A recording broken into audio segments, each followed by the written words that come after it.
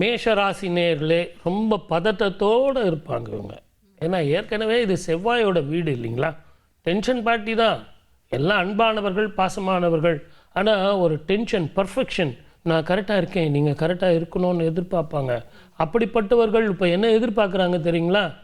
ஆண்களாக இருந்தால் எனக்கு செய்கிற தொழிலில் இடமாற்றம் வருமா, பெண்களாக இருந்தால் திருமண வாழ்க்கை நடக்குமா, அதே மாதிரி குழந்தைகளாக இருந்தால் படிக்கிறதுக்கு நான் வெளிநாடு போக முடியுமா அப்படின்னு நிறைய பேர் நிறைய சந்தேகங்கள். இது எல்லாத்துக்கும் ஒரே பதில் தான். நிச்சயமாக அற்புதமான இந்த குரு பெயர்ச்சியும் சரி, ராகு கேது பெயர்ச்சியும் சரி, சனி பெயர்ச்சியும் சரி மேஷராசிக்கு நல்லா இருக்குது. சார் நான் 7.5 சனின்னு அதில் பார்த்தேன், அவர் சொன்னார், இவர் சொன்னார். 7.5 சனியில் தான் கொடுப்பான், 7.5 சனியில் தான் அனுபவம் வரும், 7.5 சனியில் தான் கல்யாணம் பண்ணணும், வாகனங்கள் வாங்கணும், நிதானமாக பார்த்து ஓட்டணும், திருமண வாழ்க்கையில் கோபப்படக்கூடாது, விட்டு கொடுத்து போகணும். அதே மாதிரி புதிய வாழ்க்கை புதிய பயணம்னு சொல்லிட்டு ஆண்கள் எல்லாம் வெளிநாடோ, சார் நான் இது வரைக்கும் விசா ட்ரை பண்ண வரல, மேலதிகாரிகள் தொல்லை சார், இது வரைக்கும் பக்கத்துலேயே ஒருத்தன் காலாட்டின்னு உட்காந்துக்கிறான் சார், அவனுக்கு கொடுக்குறான் எனக்கு கொடுக்க மாட்டேங்கிறான் சார், அப்படிங்கிற மனோபாவம்லாம் இந்த வருஷம் இவங்களுக்கு நல்லா இருக்கும். மேஷராசி நேயர்களுக்கு ரெகக்னேஷன் கிடைக்கும். நீங்கள் மேஷராசிக்காரர்களுக்கு சும்மா சொல்லாதீங்க, அவங்களுக்கு பணத்தால் திருப்தி பண்ணவே முடியாது. அவங்கள வந்து சார் நீங்கள் நல்லா பண்ணீங்க சார், என்கரேஜ் பண்ணி பாருங்கள், எடுத்துக்கட்டிக்கிட்டு வேலை செய்வாங்க. பொதுவான குணம். அன்பானவர்கள் தன்னுடைய உயிரையும் கொடுப்பாங்க அவங்க. அப்படிப்பட்ட மேஷராசிக்காரர்கள் கடந்த 4 வருஷமாக அவஸ்தைப்பட்டுக்கிட்டு இருக்காங்க. ஆனால் அவங்களுக்கு மனசுக்குள்ளே என்ன பயனா, 7.5 சனி ஆரம்பிக்குதே சார். உங்கள் ஜாதகத்தில் தயவு செஞ்சு இந்த நிகழ்ச்சியை பார்க்குற என்னுடைய நேயர்கள் குறித்து வச்சு கொள்ளுங்க, இது எல்லாமே பொது பலன்தான்.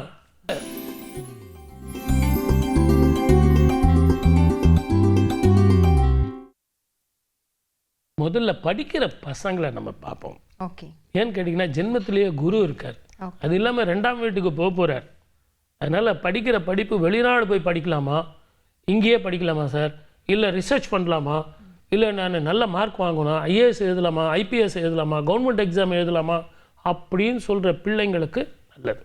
அடுத்தது பெண்களுக்கு எப்படி சார் இருக்கும்? பெண்களுக்கு சுபமான வருஷமா, சுப மங்களத்தை தரக்கூடியது.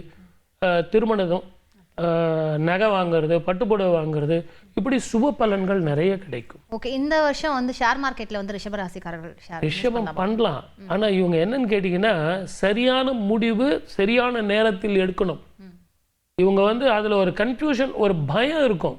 இவங்க கன்சல்டண்ட்டாக இருந்தால் இவங்க அடுத்தவங்களுக்கு சொல்லும்போது அவன் நிறைய சம்பாதிப்பான்.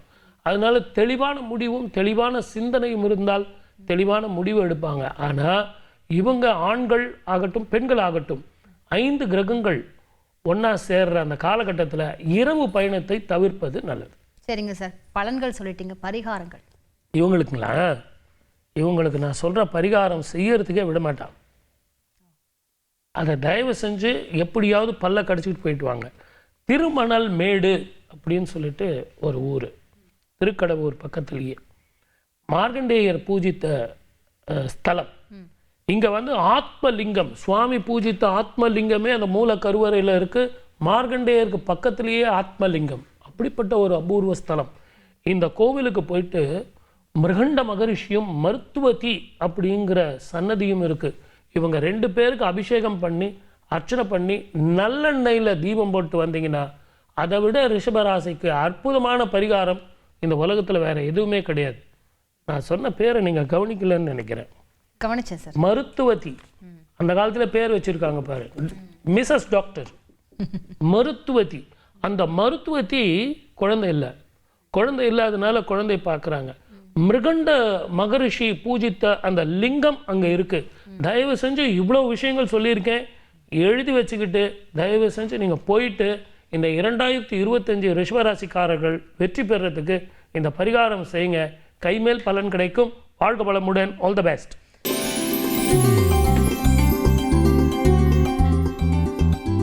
முதல்ல யாருக்கு சொல்லலாம்? ஆண்களுக்கே சொல்லுங்க சார். பரவாயில்ல, எப்படி விட்டு கொடுத்துட்டீங்களே. 3 ராசி கேட்குறாங்க. நான் சொல்கிறீங்களே வழிய நல்ல வேலை கிடைக்கும், ஊர் மாற்றம், இடமாற்றம், தொழில் மாற்றம், வருமான மாற்றம், இது வரைக்கும் இல்லாத ரெக்கக்னேஷன், உடல் ஆரோக்கியம், மன நிம்மதி, சந்தோஷம், குழந்தை பாக்கியம், எல்லாத்த விட வீடு கட்டுறது, மனைகள் வாங்கிறது, காலி நிலம் வாங்கி கட்டலாமா, ஃப்ளாட் கட்டலாமா, வீடு கட்டலாமா, இப்படின்னு சுப பலன்கள் நடக்கும். இவங்களுடைய ஜாதகத்தில் என்ன ஒரே ஒரு பிரச்சனைனா தாய்க்கு உடல்நிலை பாதிக்கும். அதே மாதிரி இவங்களுக்கு ஊர் விட்டு ஊர் போனால் அதிகமான வருமானமும் கடந்த காலங்களில் ஏற்பட்ட கடனும் தீரும். வேற யாருக்கு கேட்க போறீங்க? மிதுன ராசிக்காரங்க வந்து இந்த வருஷம் வந்து முதலீடு செய்யலாமா? தாராளமாக செய்யலாம். இதில் ஷேர்ஸ்லையா? ஷேர்ஸ் இல்லை சார், மற்ற தொழில் ஏதாவது பண்ணணும் அதெல்லாம் ரியல் எஸ்டேட் பண்ணால் நல்லா இருக்கும். ஓகே. அதே நேரத்தில் ஷேர்ஸில் வந்து பார்த்து நிதானமாக பண்ணுங்க. குரு வந்து உங்கள் வீட்டுக்கு தான் வரப்போகிறாரு, கொடுத்து கெடுப்பான். ஒரு 2 ஷேர் நீங்கள் வாங்கிடுவீங்க, அதனால நிறைய லாபம் வந்துடும். உடனே கரெக்டாக சொல்லிட்டார் பாலகிருஷ்ண ரெட்டியார்னு ஒரு 20 ஷேர் வாங்குவீங்க, எல்லாம் போயிடும். அதனால் நிதானமாக பொறுமையாக பார்த்து ஒரு முறைக்கு 2 முறை சிந்திச்சு வாங்குங்க. சரிங்க சார், உங்களுக்கு பரிகாரம் என்ன சார் செய்யலாம்? யாருக்கு? மிதுன ராசிக்கு. மிதுன ராசிக்கு திருவிடைக்கழி அப்படின்னு சொல்லிட்டு பாலசுப்ரமணிய சுவாமி திருக்கோவில் அங்கே இருக்கு. திருச்செந்தூரில் மட்டும்தான் நம்ம சூரசம்ஹாரம் நடந்ததுன்னு நினைச்சிட்டு இருக்கோம். இந்த திருவிடைக்கழியில் வந்து அந்த பாலசுப்ரமணிய சுவாமியை நீங்கள் போய் பார்த்தீங்கன்னு வச்சுங்களேன், வாழ்க்கையில் ஒரு முறையாவது நீங்கள் போய் பார்க்கணும். ஏன்னு கேட்டிங்கன்னா, எப்பவுமே முருகன் கோயில் இருக்கும். அந்த முருகன் கோயில் பாதத்தில் வந்து எங்கேயாவது ஸ்படிகலிங்கம் பார்த்துருக்கீங்களா? அப்படிப்பட்ட ஸ்படிகலிங்கம். எல்லாத்த விட சிவலிங்கம் வந்து முருகனுக்கு பின்னாடி இருக்கிறத பார்த்துருக்கீங்களா? இந்த திருவிடைக்கழியில் என்னன்னு கேட்டிங்கன்னா, முருகனுக்கு பின்னாடி சிவபெருமான் இருப்பார். இப்படிப்பட்ட ஒரு அபூர்வ சன்னதி. நீங்கள் சொல்கிறது சிவ பார்வதின்னு கிடையாது, லிங்கம் இருக்கும். அப்படிப்பட்ட ஒரு அபூர்வ ஸ்தலம். இந்த கோவிலுக்கு போயிட்டு அந்த ஸ்படிக லிங்கத்துக்கு அபிஷேகம் பண்ணிட்டு வாங்க. 16 வகையான அபிஷேகம் ஸ்படிக லிங்கத்துக்கு பண்ணிட்டு வாங்க. பண்ணிட்டு தான் வாங்களேன். மிதுன ராசிக்கு என்ன கிடைக்கும்னு பார்ப்போம். வாழ்க்கை வளமுடன். All the best. Super sir.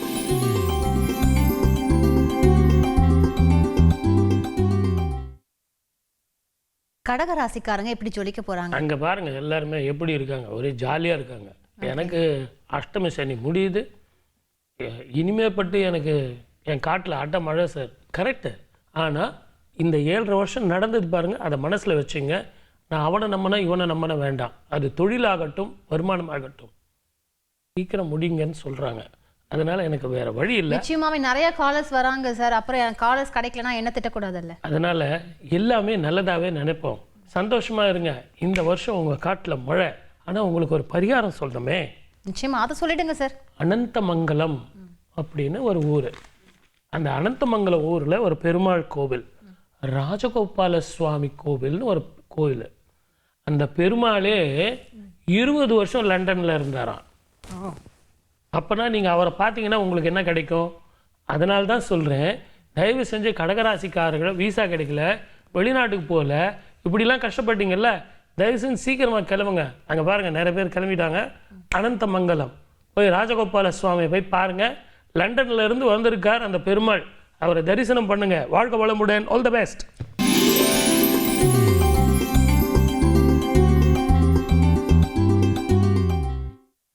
சொன்னாலும் தப்பு, சொல்லனாலும் தப்பு. ஏன்னா அஷ்டமி சனி ஆரம்பமாக போகுது. ஏற்கனவே உடல்நிலை, மனநிலை, பணநிலை, மென்டல் ஸ்ட்ரெஸ் எல்லாம் இருக்கும். இருந்தாலும் நமக்கு அடிப்படை பிரச்சனைகள் வராதுங்க. ஏன்னா இந்த சிம்மராசிக்காரர்கள் எப்பவுமே போல்டாக டிசிஷன் எடுக்கக்கூடியவங்க. இதை எல்லாத்த விட இவங்களுக்கு நான் பரிகாரம் என்ன சொல்கிறேன்னு கேட்டிங்கன்னா, அஷ்டபுஜ காளி பட்டீஸ்வரத்தில் பார்த்துருக்கீங்களா நீங்கள்? அந்த அம்மாவை கேள்விப்பட்டிருக்கேன் சார். ஆஜானுபாகுவா சும்மா பிரமாதமாக இருப்பாங்க. அந்த கிரகங்கள் எவ்வளவு தோஷங்கள் இருந்தாலும் சரி, யார் எப்படி இருந்தாலும் சரி, அந்த காளியை நீங்கள் எதிரில் போய் ஒரு முறை பார்த்துட்டீங்க அப்படின்னா அவ்வளவு பிரமாதம். ஆனால் அங்கே செய்ய வேண்டியது சக்கரை பொங்கல் வச்சு சுவாமிக்கு நைவேத்தியம் பண்ணி எல்லாருக்கும் தானம் பண்ணி பாருங்கள். இந்த அஷ்டம சனி ஒன்றும் பண்ணாது. மனக்குழப்பம் போகும், தெம்பும் ஆரோக்கியமும் வரும். வாழ்க்கை வளமுடன். All the best.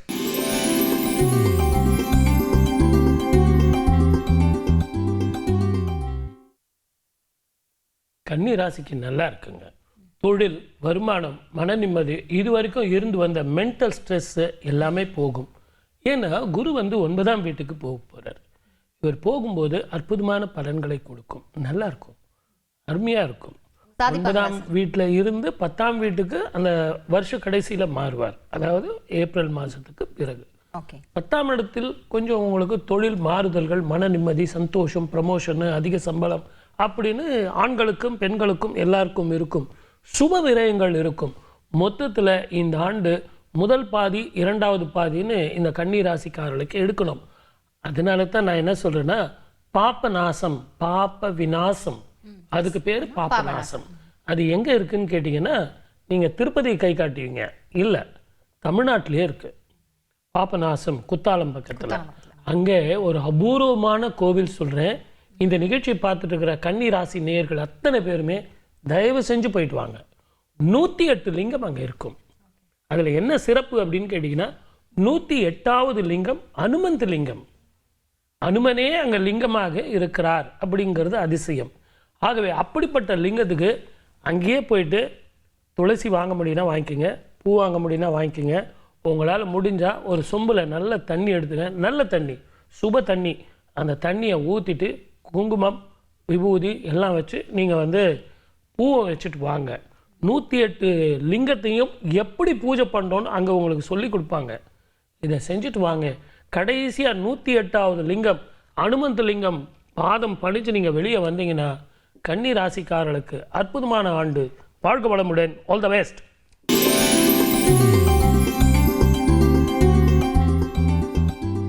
துலாக்கு அவங்க வாழ்க்கையில் வந்த அனுபவங்களே மன நிம்மதியும் சந்தோஷத்தையும் தரும். இதை எல்லாத்தோட உடல் ஆரோக்கியம் தரும். இவங்க எக்ஸ்பெக்டேஷன் ரொம்ப இல்லாமல் நேரத்துக்கும் காலத்துக்கும் சரியாக சாப்பிட்டு தூங்கினாலே இந்த 2025 அற்புதமான காலம். வெளிநாடோ வெளி மாநிலமோ வெளி ஊரோ வாய்ப்புகள் இவங்களுக்கு கிடைக்கும். இருந்தாலும் இதை நேரம் கருதி என்னால் சொல்ல முடியாதனால இன்வெஸ்ட்மெண்ட் பண்ணுறவங்க கொஞ்சம் பார்த்து நிதானமாக பண்ணுங்க. திட்டை அப்படின்னு சொல்லக்கூடிய அந்த கோவிலுக்கு போயிட்டு குரு பகவானை நீங்கள் வழிபட்டு வந்தீங்கன்னா மனதில் தெம்பும், புதிய வீடும், புதிய வாழ்க்கையும், புதிய பயணமும் உங்களுக்கு அமையும். வாழ்க வளமுடன். All the best.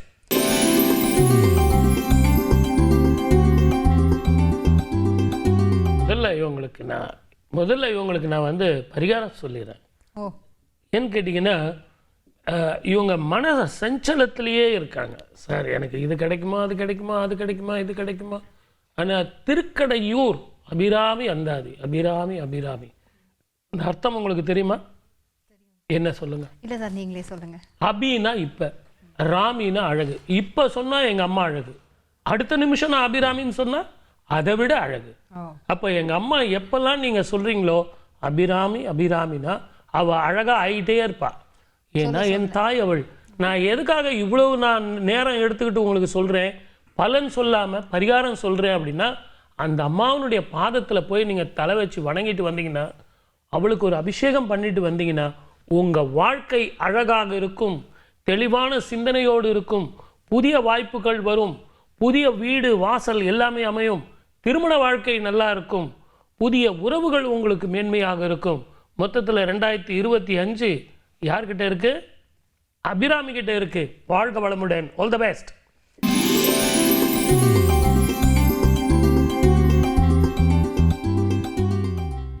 தனுசு ராசிக்கு எல்லாருமே அர்த்தாஷ்டம சனி 4ஆம் இடத்துல வருதுன்னு சொல்லுவாங்க.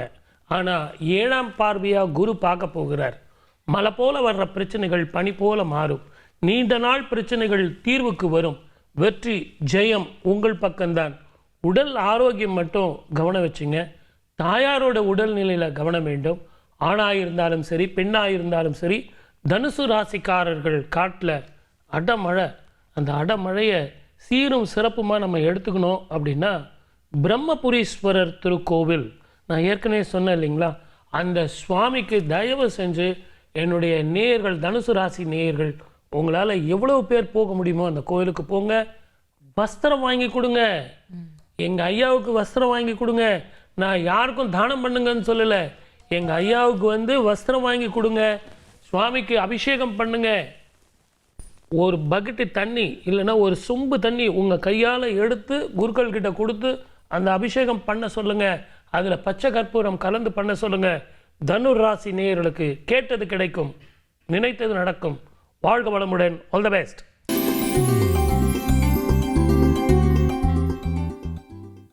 அப்பா 7.5 சனி முடிஞ்சதுங்க அப்படின்னு அவங்க எல்லாரும் சந்தோஷமாக இருப்பாங்க.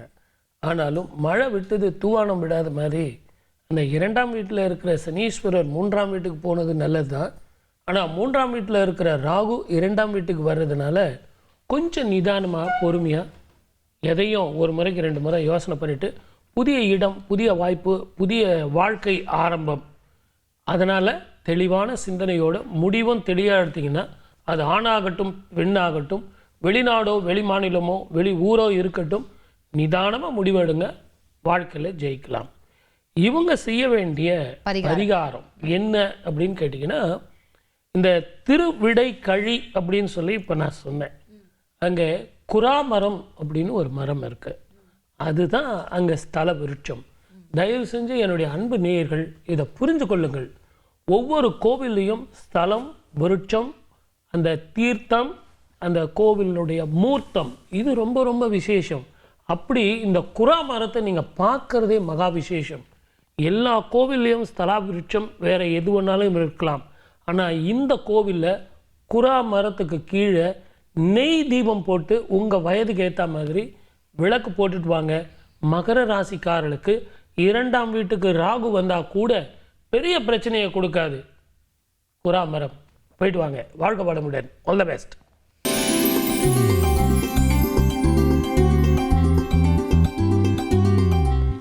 உங்கள் பர்மிஷனோட கொஞ்சம் பரிகாரத்தை ஆரம்பிச்சிட்டுமா? தயவு செஞ்சு.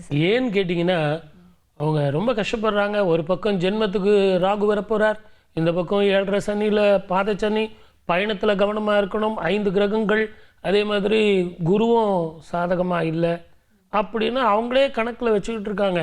ஆனால் என்னுடைய கேள்வி என்னன்னு கேட்டிங்கன்னா, ஐயாரப்பர் கோவில் அப்படின்னு ஒரு கோவில். அங்கே கோவிலில் விசேஷம் என்னன்னு கேட்டிங்கன்னா, பிரசாதம் கொடுப்பாங்க, அதை கொடுப்பாங்க, தீர்த்தம் கொடுப்பாங்க, அது இதுன்னு எல்லாம் சொல்லலாம். ஆனால் இந்த கோவிலுக்கு உள்ளே போகும்போதே குங்குலியம் போட்டுட்டு தான் நீங்கள் கோயிலுக்குள்ளே போகணும் அப்படிங்கிறது ஒரு விதி. எந்த இடத்துல குங்குமம் சொல்லிட்டேன், குங்குலியம், அந்த குங்குலியத்தை நெருப்பில் போடுறீங்களோ அந்த ஊருக்கு யம தர்மனே வரமாட்டான் அப்படிங்கிறது ஒரு அதிசயமான உண்மை. அதனால் குங்குலியத்தை வாங்கிக்கோங்க.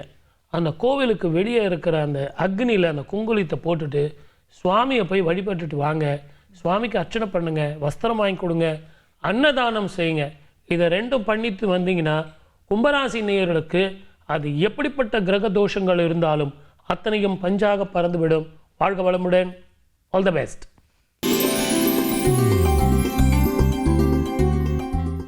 அவங்களுக்கு சிரசில் இருந்து ஜென்மத்துக்கு சனி வந்ததே பெரிய விஷயம், ஜென்மத்தை விட்டு ராகு விலகினதே பெரிய விஷயம். செய்யும் தொழிலும் இடமாற்றங்களும் வருமானங்களும் தொழிலில் அபிவிருத்தியும் வேற்றுமொழி இனத்தவர்களால் லாபமும், ஊர் விட்டு ஊர் போனால் கூட சில நேரத்தில் சில பிரிவுகள் நமக்கு நல்லது. நம்ம ஒரு வருஷம் ஊரை விட்டு வெளியே போனால் நம்ம அன்பு பாசம் நம்ம குடும்பத்தில் எல்லாருக்கும் தெரியும். ஆனால் உங்கள் ஜாதகத்தில் என்ன அப்படின்னா, தாயோட உடல் நலம் கொஞ்சம் பார்த்துங்க. இந்த வருஷம் நல்லா இருக்கும், உழைப்புக்கேற்ற உயர்வு வந்தே தீரும். ஆனால் இந்த உயர்வு அப்படின்னு சொன்னேன் இல்லைங்களா, அதுக்கு என்ன பரிகாரம் நான் சொல்லலாம் இல்லைங்களா, அதை தயவு செஞ்சு மறந்துடாதீங்க. ஆத்மலிங்கேஸ்வரர் திருக்கோவில் அறந்தாங்கி, அந்த கோவிலில் ஒரு அபூர்வமான சுவாமியே வந்து சொல்லி பரிகாரம், சார் இவர் ஜோசியர் சொன்னார் சார், அவர் சொன்னார் சார், அவர் விளக்கப்பட சொன்னார் சார், நாங்கள்லாம் எதுவும் சொல்கிறது இல்லைங்க.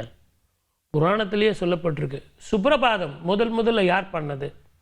நிறைய பேர் சொல்லுவாங்க நான் தான் பாடினேன், நான் தான் எழுதினேன். அதெல்லாம் கிடையாது. முதல் சுப்ரபாதம் பாடினது ராமருக்காக வால்மீகி தான்.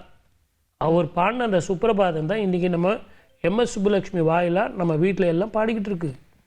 சுப்ரபாதம் அப்படின்னா சுஹிப்ரபாதம் அப்படின்னா அதுக்கு அர்த்தங்கள் நிறைய, அது நிறைய ஆன்மீக விஷயமாக போயிடும். ஆனால் இங்கே நான் சொல்கிறது பாவக்காயும் முளைக்கீரையும் சுவாமிக்கு படித்து வழிபடணும். மத்தியானத்தில் சாப்பாடு போடணும். அதற்கு நீங்கள் பணம் கட்டிட்டு அந்த பாவக்காய் வத்தல் அங்கேயே கிடைக்கும். அந்த வத்தலில் நீங்கள் செஞ்சுட்டு வாங்க. மீன ராசிக்காரர்களுக்கு அற்புதமான பலன் கிடைக்கும். வாழ்க வளமுடன். All the best.